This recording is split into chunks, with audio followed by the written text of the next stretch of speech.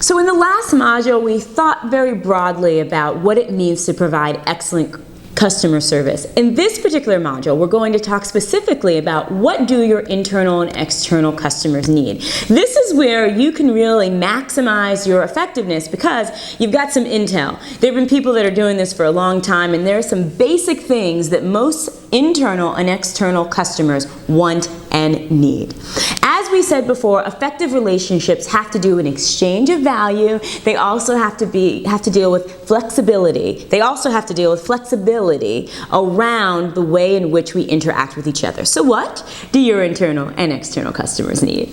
Well, the first thing is, folks, knowledge and expertise. So I know we talked a lot of jazz in the last module about emotional intelligence and how to form that. We talked about the importance of interpersonal effectiveness. With that said, we can't get around good, sound knowledge and expertise. So before you put that book away and go out there and network, make sure that you have a nice, good, working body of knowledge about what you do best. Knowledge and expertise is very, very critical.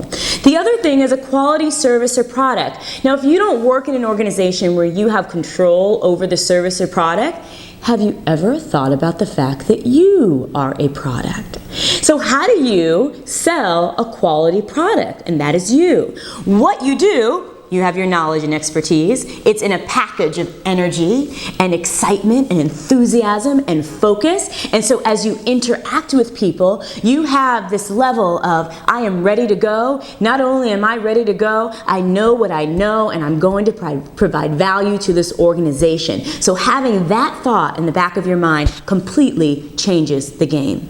The next thing is flexibility and accountability. Now, you might approach people and say to yourself, I've got all these great ideas, you should do this, you should do that. And they may say, I don't want to do that, I want to go in another direction.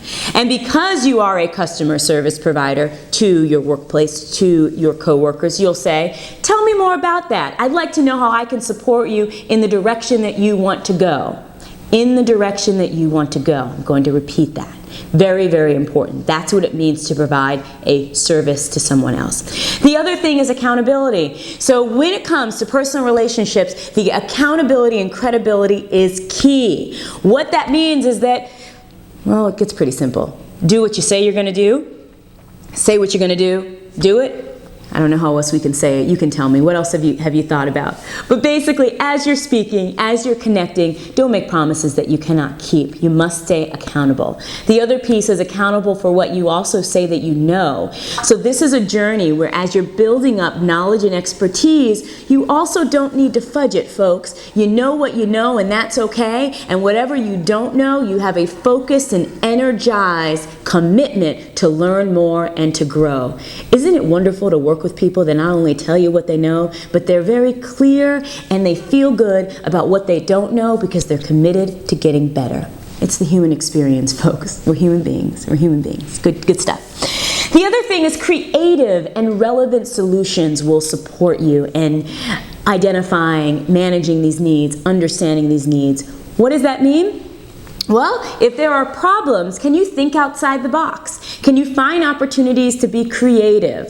Do you know the difference between analytical problem solving and creative problem solving? Think about it. What's your definition?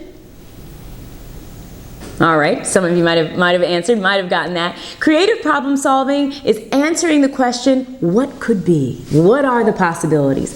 Analytical problem solving is identifying what is. So when you are thinking about solutions, ask yourself this question, thinking about problems, ask yourself this question. Is this a creative approach? Do I need to think outside the box? Or do I need to analyze what's going on so I can provide not only a creative solution, but a relevant solution rooted in your knowledge of the challenge or the problem? And lastly, two other things that are game changers, folks, life-changing. This is big stuff. Small words, but big stuff. Patience. Patience, I know they say, it's almost a cliche at this point, that patience is a virtue, but being able to be patient not only with others, but with yourself about this journey, about this quest to building more effective relationships and to building more knowledge and expertise.